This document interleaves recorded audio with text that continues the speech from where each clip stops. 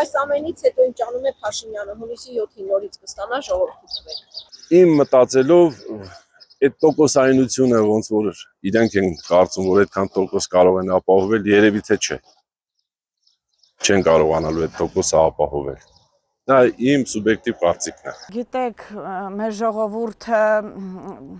ես չհասկացա թմբիրից դուրս չի եկել, շարունակում է մնալ դրա մեջ թե չէ, բայց ունենք շատ մեծ ընտրազանգված, ում թե իրավական, թե առհասարակ կենսամակարդակը այն աստիճանի է, որ իրեն հաճո է լսել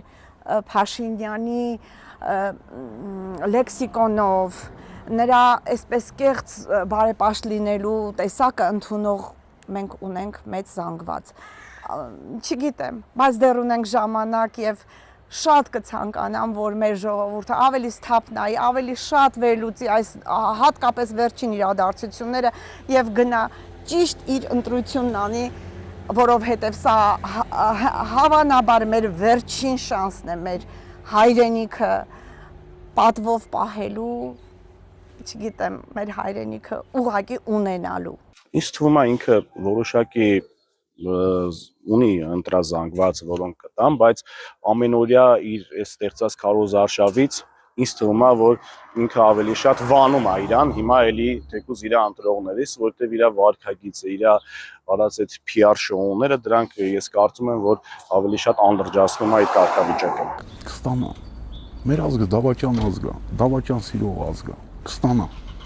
Կարծում եմ, որ մեր գիտակից հասարակությունը պետք է ճիշտ կողմնորոշվի իր ընտրության համար, որտեղ նորից շեշտեմ, հունիսի 7-ը պետք է դառնա մեր պատասխանատվության եւ արժանապատվության օրը։ Ակառակ դեպքում մենք տեսել ենք շատ այս խաղաղության կոչվածը, որը ես կարծում եմ շատ փխրուն է, որովհետեւ հիմնված է հիմնականում միակողմանի զիջումների հիման վրա եւ այդ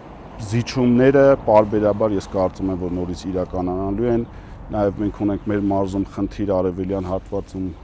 մոտավորապես 6500 հեկտար ադրբեջանցիների վերահսկողության տակ է այս պահին 2022 թվականից մինչ այսօր։ Եվ կարծում եմ, որ նման իրադարձությունները շարունակական են լինելու։ Դա ժողովրդից է կախված, հիմնականը ժողովրդից է կախված, իմ կարծիքով ոչ։ Այս թվում չէ, որովհետև հիմա Հայաստանի կարելի ասել 100%-ը ինձ թվում է չի ընտրվելու։ Անգամ ես ինքս եմ դեմ, որ ինքը չընտրվի։